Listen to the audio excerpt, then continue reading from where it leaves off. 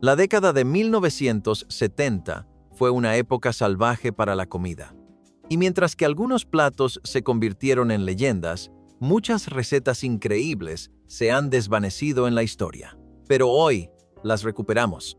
Estas son las recetas de los 70 que tienes que comer en tu vida.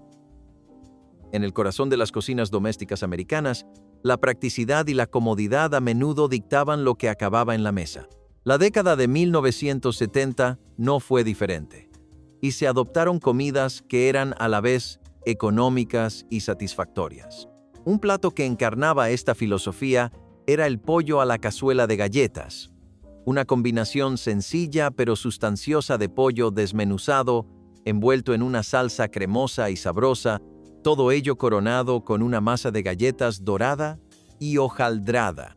Aunque sus orígenes son difíciles de precisar, platos como este se hicieron cada vez más comunes a medida que se popularizaban las sopas enlatadas y los productos de masa refrigerados.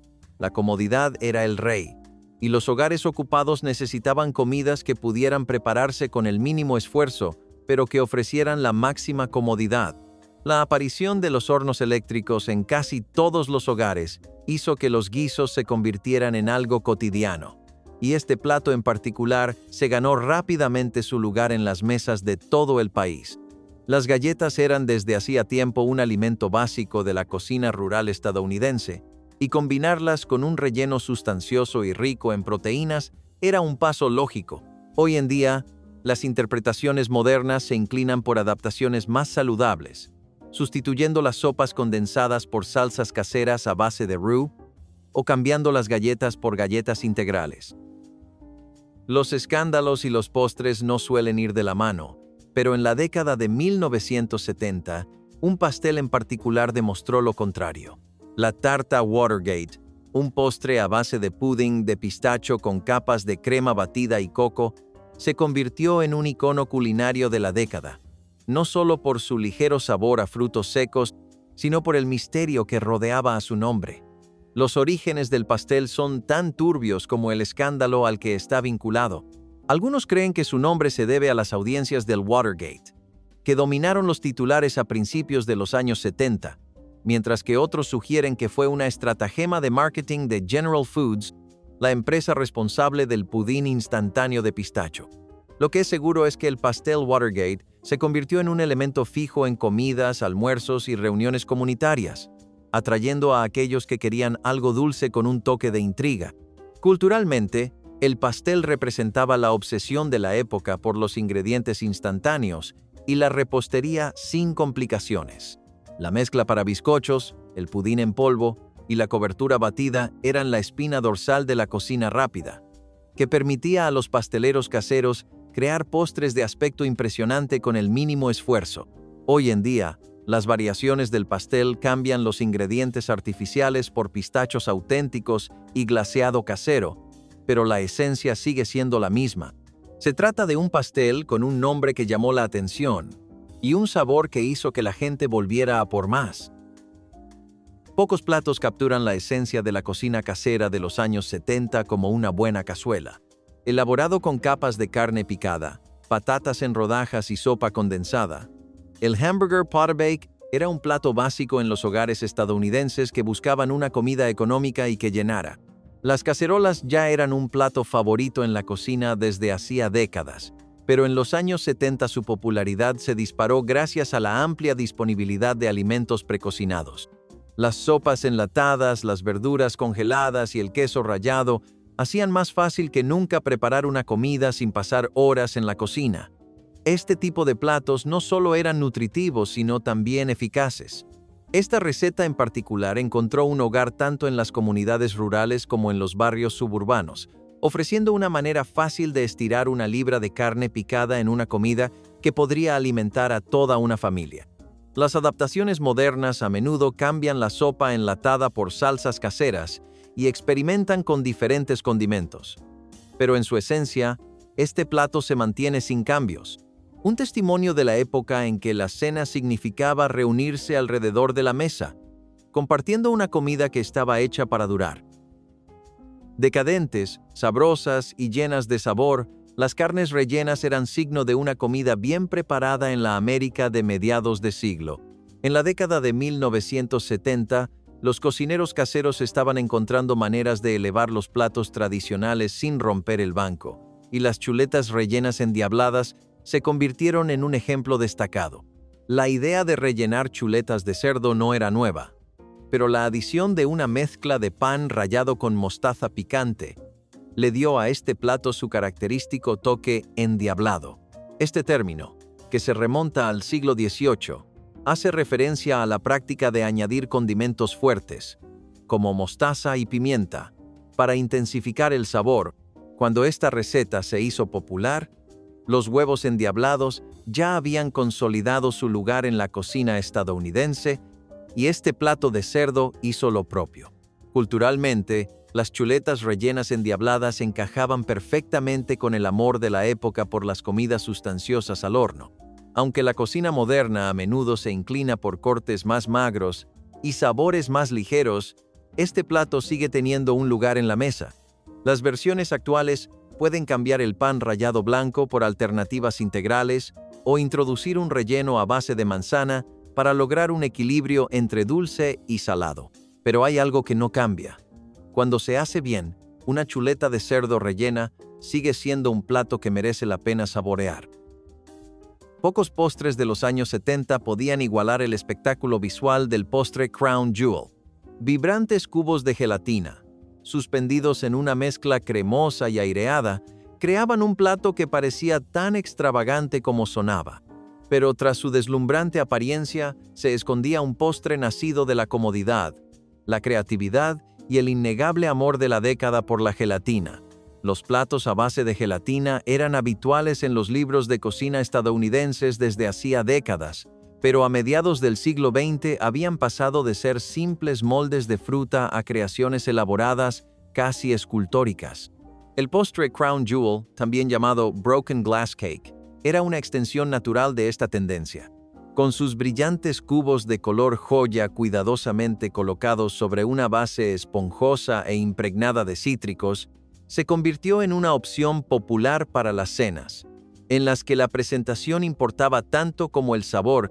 Las versiones modernas se inclinan por los colorantes naturales y las gelatinas de frutas caseras, pero el espíritu lúdico del original permanece intacto. Culturalmente, reflejaba el entusiasmo de la época por los ingredientes procesados y la elegancia del mínimo esfuerzo. Elaborado con gelatina de caja y cobertura batida, era un postre de aspecto impresionante pero que requería poca habilidad. Algunas variantes utilizaban diferentes sabores de fruta para crear contraste, mientras que otras cambiaban la cobertura batida por una mezcla de queso crema y leche condensada para una mayor riqueza. Con la textura aireada de un soufflé pero la facilidad para cortarlo en rebanadas de un pan, el pastel soufflé de queso era el tipo de plato que parecía sofisticado pero accesible, un reflejo de cómo evolucionó la cocina casera en los años 70. Fue una década en la que la cocina de inspiración francesa se impuso en los hogares estadounidenses, pero no todo el mundo tenía tiempo o paciencia para preparar un soufflé tradicional. Así surgió esta ingeniosa alternativa. Al hornear queso, huevos y una pequeña cantidad de harina en un pan estructurado, los cocineros caseros podían conseguir la textura delicada y aireada de un soufflé sin preocuparse por el temido colapso. Era un atajo hacia la sofisticación, que ofrecía lo mejor de ambos mundos. El queso ya había sido un elemento básico de la cocina de mediados de siglo, y este plato encajaba perfectamente en el amor de la época por las recetas ricas a base de queso horneado. Algunas versiones incorporaban queso cheddar fuerte, mientras que otras se inclinaban por sabores más suaves como el suizo o el gruyere. Hoy en día, las adaptaciones modernas a veces reducen la harina para darle un toque sin gluten o introducen hierbas y especias para añadir complejidad. Pero en el fondo, este plato sigue siendo un ejemplo fascinante del ingenio de los años 70, donde la búsqueda de la comodidad nunca se hizo a expensas de la creatividad. Ligero, delicado y con la dosis justa de indulgencia, el flan de crema español era el tipo de postre que parecía elegante sin exigir horas en la cocina. Un cruce entre un flan clásico y un postre de gelatina, que se basó en los huevos, la leche y solo lo suficiente gelatina para darle estructura sin convertirlo en un molde firme. El resultado, una delicia sedosa y aireada con una textura intermedia entre el flan y la mousse. Las natillas habían sido un elemento fijo de la cocina europea y americana durante siglos, pero en la década de 1970 los cocineros caseros buscaban postres más ligeros y fáciles de preparar. El flan de nata español encajaba a la perfección. Aportaba la riqueza de un flan tradicional, pero requería menos tiempo de cocción. La gelatina añadida también le daba un toque especial, ya que mantenía su forma sin dejar de derretirse en la lengua. Culturalmente, este plato reflejaba el creciente aprecio de la época por los sabores internacionales. El nombre podría sugerir un origen español, pero su popularidad se extendió gracias a los libros de cocina estadounidenses y a las colecciones de recetas de las iglesias, donde las versiones con toques cítricos se hicieron especialmente populares. Hoy en día, las adaptaciones modernas suelen sustituir la gelatina por maicena para conseguir una consistencia más cremosa o introducen leche vegetal para una versión sin lácteos. En la década de 1970, el pastel de carne ya se había consolidado como un plato básico en los hogares estadounidenses. Pero a medida que la década abrazaba las influencias tropicales en la cocina, surgió una nueva variación: el pastel de carne hawaiano, que mezclaba la comodidad sustanciosa de la carne picada con la dulzura de la piña triturada y un glaseado ácido. La idea de combinar la piña con platos salados no era nueva. Las recetas de inspiración hawaiana se hicieron muy populares a mediados del siglo XX, en gran parte debido a la fascinación de la posguerra por la cocina polinesia. El auge de la cultura tiki, alimentada por restaurantes temáticos y cócteles inspirados en la isla, llevó a los cocineros caseros a experimentar con combinaciones de sabores dulces y salados. Añadir piña al pastel de carne no solo tenía que ver con el sabor, sino con aportar un toque exótico a la mesa. La piña enlatada era un ingrediente asequible y de fácil conservación que podía transformar una comida cotidiana en algo inesperado. Algunas recetas apostaban por el dulzor, mientras que otras lo equilibraban con salsa de soja o Worcestershire para añadir profundidad. Hoy en día, el pastel de carne hawaiano ha encontrado una nueva vida con adaptaciones modernas, a menudo cambiando el pan rallado por panko o utilizando carnes más magras como el pavo. El ingenio siempre ha sido un rasgo definitorio de la cocina casera, y pocos platos lo ejemplifican mejor que las tazas de mortadela. Este plato, una creación sencilla pero ingeniosa, transforma una humilde loncha de mortadela en un recipiente comestible, relleno de puré de patatas, huevos o incluso crema de verduras. Lo que empezó como un plato económico se convirtió rápidamente en un extravagante favorito de las cocinas americanas en los años 70. La mortadela era un plato básico de la cocina frugal desde hacía mucho tiempo, sobre todo en la posguerra, cuando las carnes procesadas estaban muy extendidas y eran baratas. En los años 70, la mortadela ya no era solo para bocadillos, sino que se freía, se rellenaba y se reutilizaba de formas que la convertían en algo más que un simple relleno de fiambrera. La mortadela frita ya era una tradición sureña, pero darle forma de crujientes y doradas tazas la llevó a otro nivel, ofreciendo textura y versatilidad.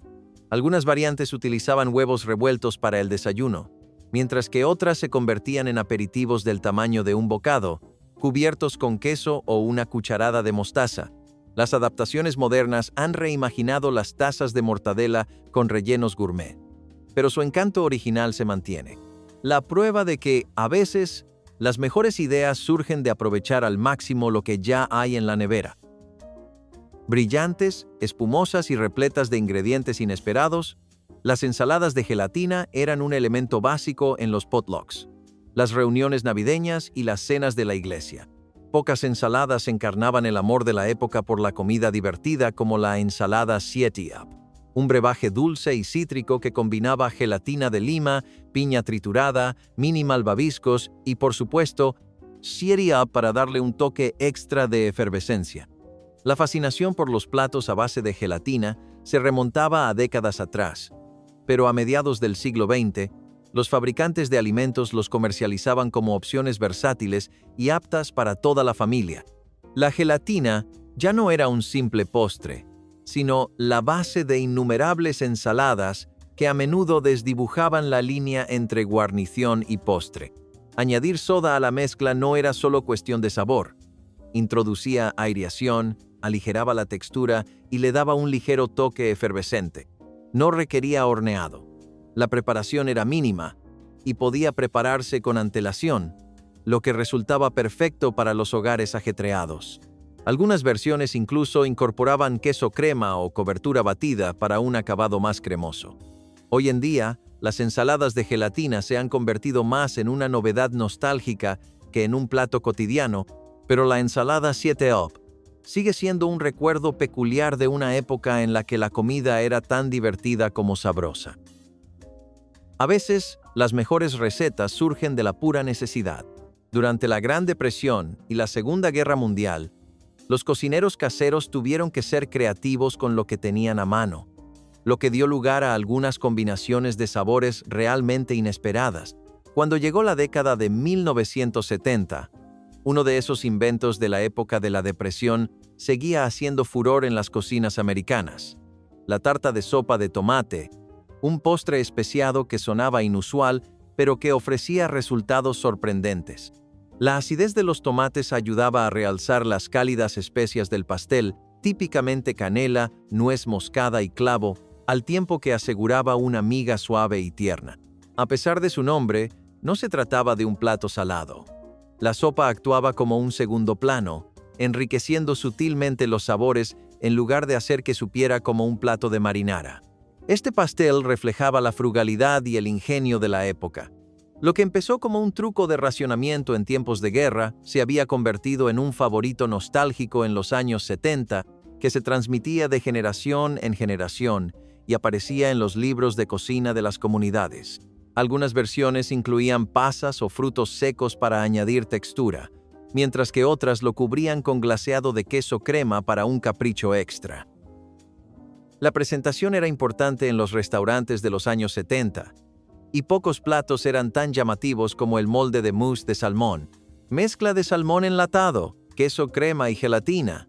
Esta creación en tonos pastel se presentaba en moldes decorativos, a menudo con forma de pez, para conseguir el máximo efecto. Lo que hoy puede parecer una reliquia excéntrica, antaño era el centro de atención de cócteles y almuerzos elegantes. Los orígenes de los platos de pescado moldeados se remontan a siglos atrás, pero a mediados del siglo XX, los alimentos a base de gelatina se habían convertido en un símbolo de sofisticación. Este plato era producto de dos tendencias imperantes: el amor por los alimentos moldeados y la creciente popularidad de los ingredientes precocinados. El salmón en conserva era asequible y fácil de conseguir, y el queso crema aportaba una textura rica y suave que equilibraba el sabor salobre del pescado. El boom de la posguerra había dado paso a una era de cocina aspiracional, en la que el objetivo era servir algo que tuviera un aspecto tan impresionante como su sabor. El emplatado era importante, y nada decía más elegante que una intrincada creación moldeada sobre un lecho de verduras. Hoy en día, el plato sigue apareciendo en las reuniones de temática retro, aunque las adaptaciones modernas suelen prescindir de la gelatina en favor de una mousse untable, servida con galletas saladas en lugar de en forma esculpida. Pocos ingredientes han sido tan queridos en las cocinas americanas como la mantequilla de cacahuete. En la década de 1970, era un ingrediente básico en los hogares, y aparecía en todo tipo de platos, desde sándwiches hasta postres. Pero una de las creaciones más olvidadas de la época fue el pan de mantequilla de cacahuete, un pan rápido sin levadura, que ofrecía toda la riqueza de los frutos secos de la mantequilla de cacahuete en un pan denso y satisfactorio. El concepto de la mantequilla de cacahuete como ingrediente para hornear no era nuevo. Durante la Gran Depresión y el racionamiento en tiempos de guerra, surgieron recetas como esta como forma de elaborar alimentos saciantes y ricos en proteínas con un mínimo de ingredientes. A diferencia del pan tradicional, esta versión prescindía por completo de la levadura y utilizaba levadura en polvo. Era una solución sencilla de mezclar y hornear, en una época en la que los cocineros caseros valoraban tanto la asequibilidad como la comodidad. Culturalmente, este plato reflejaba la pasión de Estados Unidos por la mantequilla de cacahuete, cuya popularidad se había disparado tras la Segunda Guerra Mundial. Las familias buscaban formas de utilizarla más allá de la habitual P, B y J, y este pan ofrecía una alternativa portátil y rebanable. Algunas versiones se inclinaban hacia lo dulce, añadiendo miel o canela, mientras que otras seguían siendo puramente saladas, perfectas para acompañar con mantequilla o mermelada. En el Medio Oeste, una cazuela no es solo una comida, es una tradición, y pocos platos captan mejor ese espíritu que el Church Supper Hottish, una receta abundante y sin complicaciones que combina carne picada, maíz enlatado, una salsa cremosa y una capa dorada de tater tots. Sencillo, sustancioso y hecho para alimentar a una multitud, se convirtió en un plato básico en las comidas populares, las reuniones familiares y, por supuesto, las cenas de la iglesia. El propio Hottish se remonta a principios del siglo XX, creado originalmente como una forma asequible de aprovechar los ingredientes en las comunidades luteranas de Minnesota. En los años 70, se había convertido en algo más que una comida económica. Era la mejor comida reconfortante. Los ingredientes clave rara vez cambiaban. Una proteína, una verdura, algo cremoso para unirlo todo, y una cobertura de almidón para darle un toque crujiente. Los tater tots, introducidos en la década de 1950, se convirtieron en el ingrediente de moda, convirtiendo este plato en un icono del Medio Oeste. Era sinónimo de comunidad, hospitalidad y amor compartido por la comida casera y sustanciosa. Algunas versiones incluían judías verdes en lugar de maíz, mientras que otras añadían queso para darle más sabor.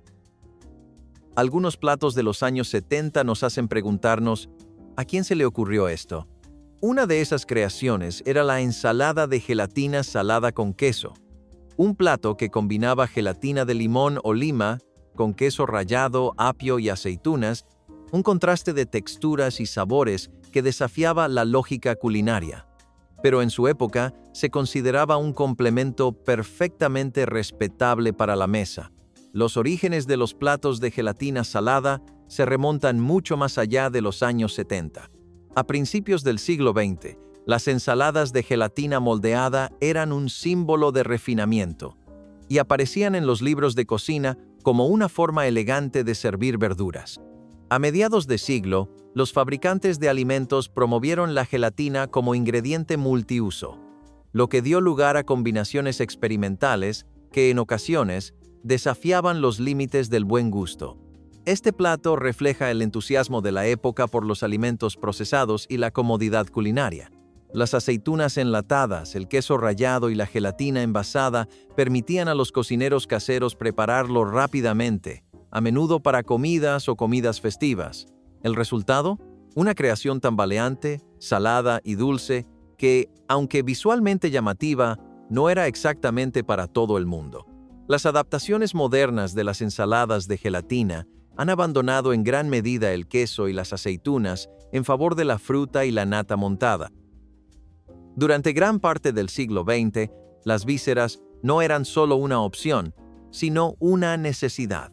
Densos en nutrientes, asequibles y ampliamente disponibles, encontraron su camino en innumerables platos, incluyendo uno que destacó en la década de 1970, pastel de hígado salado. Una creación al estilo de un pastel de carne, hecha con hígado molido, cebollas, pan rallado y huevos. Era un plato diseñado para ser a la vez económico y nutritivo. El hígado había sido durante mucho tiempo un alimento básico en las dietas europeas y americanas, apreciado por su alto contenido en hierro y vitaminas. Pero a mediados de siglo, cuando los alimentos precocinados se convirtieron en el centro de atención, las preparaciones tradicionales dieron paso a recetas que pretendían hacer el hígado más accesible. Hornearlo en forma de pan, a menudo con un toque de mostaza o salsa Worcestershire, era una forma de enmascarar su fuerte sabor y presentarlo como un alimento reconfortante y familiar. Este plato reflejaba una época en la que el ingenio era clave en la cocina. El hígado era barato comparado con otras carnes, y mezclarlo con rellenos como el pan rallado lo hacía aún más rentable. Algunas familias lo servían en rodajas con salsa, mientras que otras lo untaban en galletas como aperitivo tipo paté. Aunque el pan de hígado ha desaparecido de la gastronomía general, las versiones modernas han adoptado sus orígenes, a menudo utilizando vísceras de animales alimentados con pasto y hierbas frescas para darle un toque más refinado.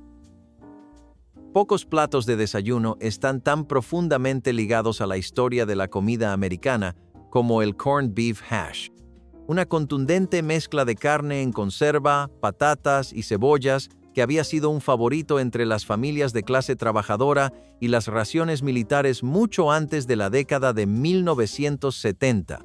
Pero cuando la década adoptó la cultura de los guisos, una versión cobró protagonismo: el horneado de hachís de ternera, un plato de desayuno en capas con huevos y queso, horneado hasta que está dorado y burbujeante. El hachís en sí tiene orígenes que se remontan a siglos atrás, traído a América por inmigrantes europeos que creían en el aprovechamiento de cada trozo de carne. A mediados del siglo XX, el corned beef en conserva se había convertido en un producto básico de la despensa, gracias en parte a su papel en las raciones de guerra. Era asequible, se podía conservar y mezclada con patatas, se convertía en una comida que podía alimentar a toda una familia. En los años 70, este plato reflejaba el amor de la época por las comidas fáciles de un solo plato.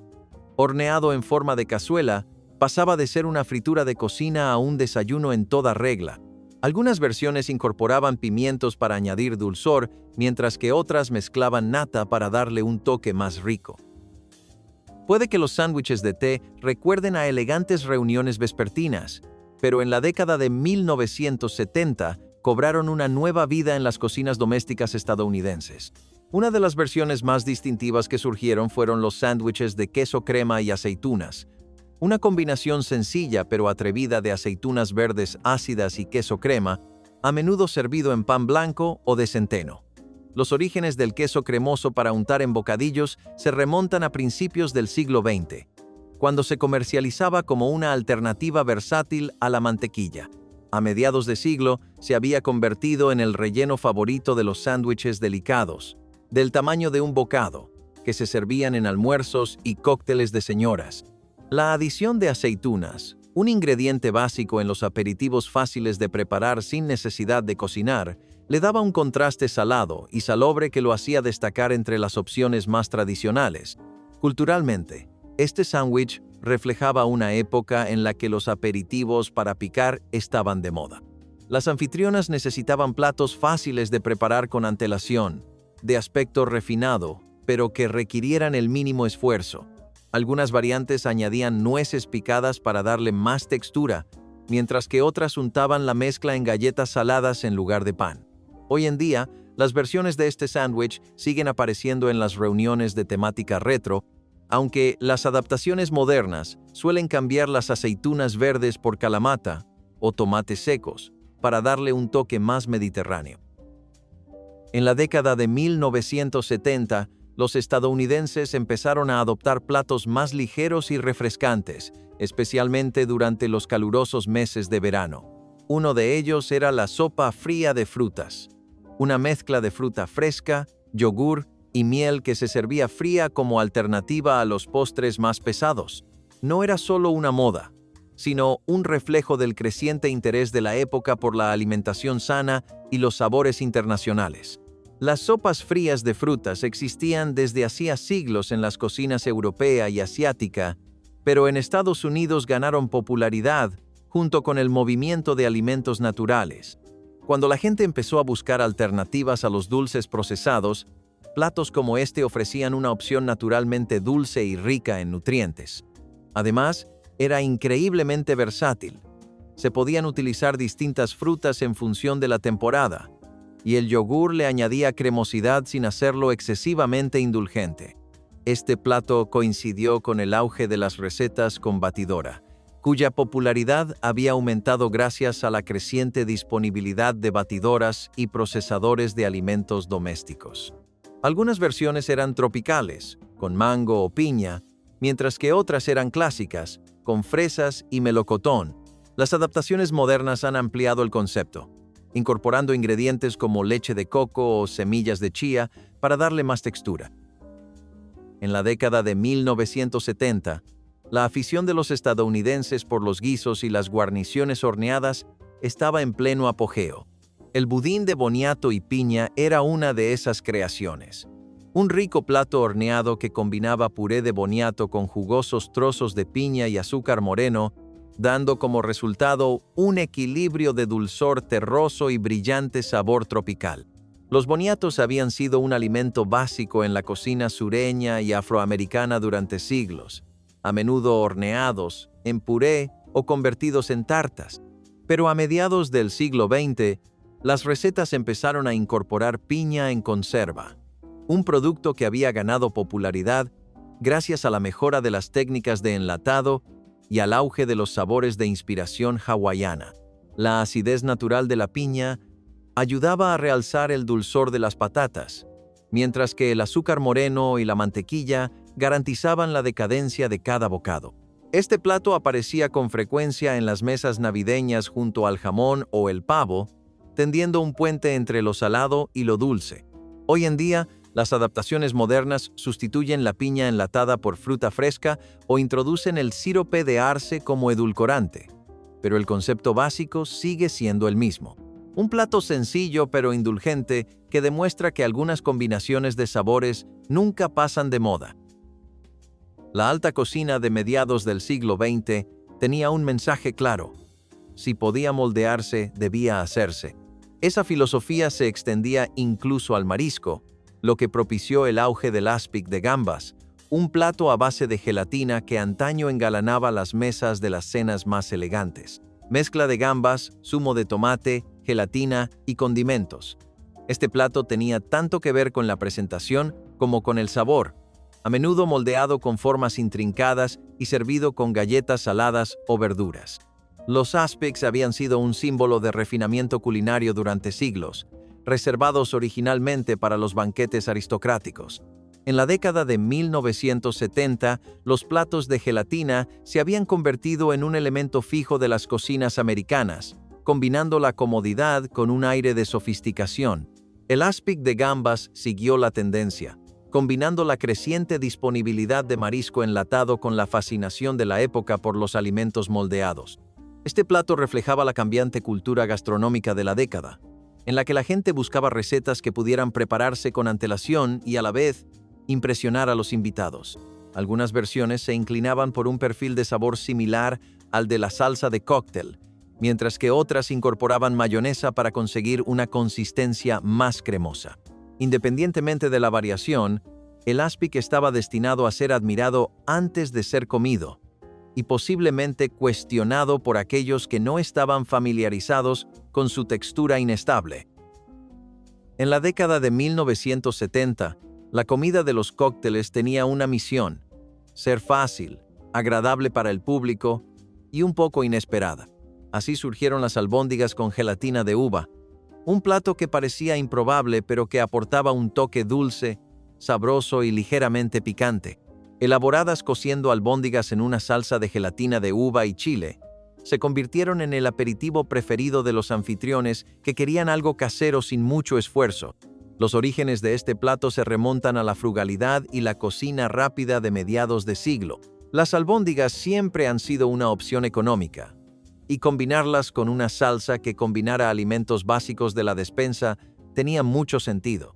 La jalea de uva, antes considerada solo para el desayuno, encontró una segunda vida en los platos salados, donde su dulzor afrutado equilibraba el picante de la salsa de chile. Culturalmente, este plato reflejaba la naturaleza cambiante de las reuniones sociales.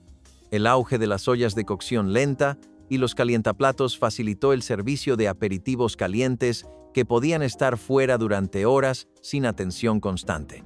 Algunas variaciones añadían salsa Worcestershire para darle profundidad, mientras que otras cambiaban la salsa de chile por salsa barbacoa para aumentar el sabor ahumado. Los postres de los años 70 solían ser ricos en sabores indulgentes, y pocas combinaciones eran tan apreciadas como el coco y las nueces.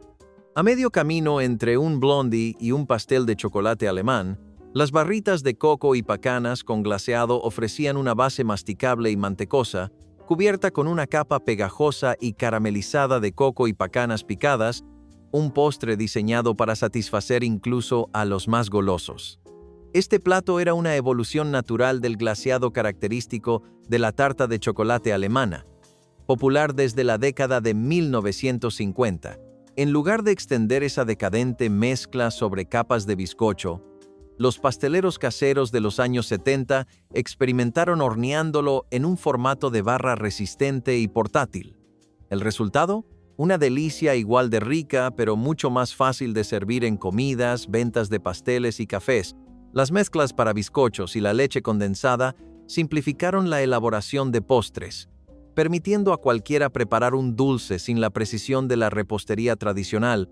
Algunas variantes incorporaban pepitas de chocolate o trocitos de caramelo para darle un toque extra, mientras que otras recurrían al azúcar moreno y la vainilla para realzar el sabor a frutos secos.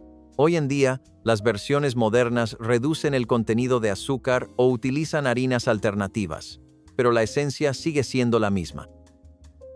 En los años 70, los viajes espaciales no eran solo un logro científico, eran un fenómeno cultural, y en el mundo de la alimentación, pocos productos encarnaban tanto ese entusiasmo como Tang, la bebida de naranja en polvo famosa por su asociación con las misiones Gemini de la NASA.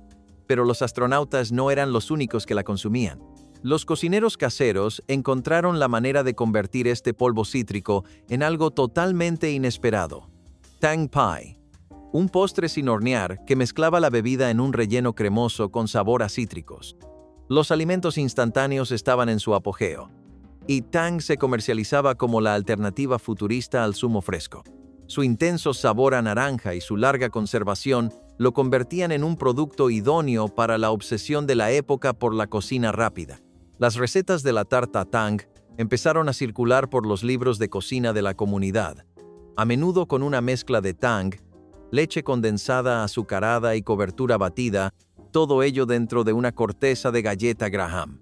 El resultado era un postre que sabía como un helado en forma de tarta, brillante, ácido e innegablemente nostálgico.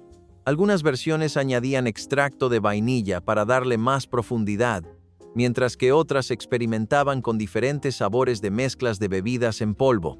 Las variaciones modernas utilizan zumo de cítricos real en lugar de Tang, pero para aquellos que crecieron con él, este pastel sigue siendo un bocado de pura nostalgia de los años 70 cucharada a cucharada. El ingenio siempre ha desempeñado un papel importante en la cocina casera estadounidense, y pocos platos lo demuestran mejor que la ensalada de jamón para untar. Elaborada con jamón finamente picado, mezclado con mayonesa y a menudo combinada con pepinillos o huevos cocidos, esta pasta para untar era un alimento básico en las reuniones, ya que ofrecía una forma fácil y económica de reutilizar el jamón sobrante. El concepto de los untables a base de carne no era nuevo. Las versiones de ensalada de jamón aparecían en los libros de cocina desde principios del siglo XX, evolucionando a partir de las carnes en conserva al estilo europeo. En los años 70, cuando la comida precocinada dominaba las cocinas, este plato se hizo aún más popular, sobre todo en las reuniones sociales de las iglesias, los picnics y las comidas familiares. Con una textura intermedia entre el paté y la ensalada de atún, era lo bastante versátil como para servirse en sándwiches, galletas saladas o incluso en palitos de apio como aperitivo. Culturalmente, este plato reflejaba una época en la que la comida no se desperdiciaba. El jamón sobrante de las fiestas podía transformarse en una comida completamente nueva con unos pocos ingredientes. Algunas variaciones se inclinaban hacia lo picante, usando condimento dulce o mostaza, mientras que otras adoptaban un enfoque más cremoso con mayonesa extra o un toque de crema agria. Si te ha gustado este video, asegúrate de darle a me gusta y suscribirte al canal. Deja un comentario abajo con tu plato favorito de esta lista.